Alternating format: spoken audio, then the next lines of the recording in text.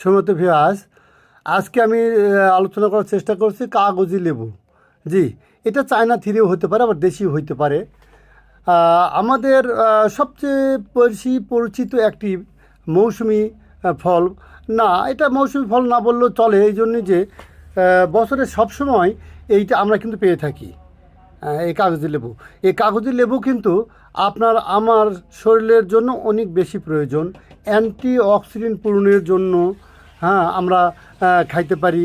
বিশেষ করে মৌসুমি যেসব রোগ হয়ে থাকে, এই রোগকে প্রতিরোধ করার জন্য, আপনার মুখের রুচিকে নিয়ে আসার জন্য, ভিটামিনের সির জন্য আমরা কিন্তু বাজার থেকে ভিটামিন সি, বিশেষ করে সিবিট স্কোয়ারের, এটা ব্যাপকভাবে কিনে খেয়ে থাকি।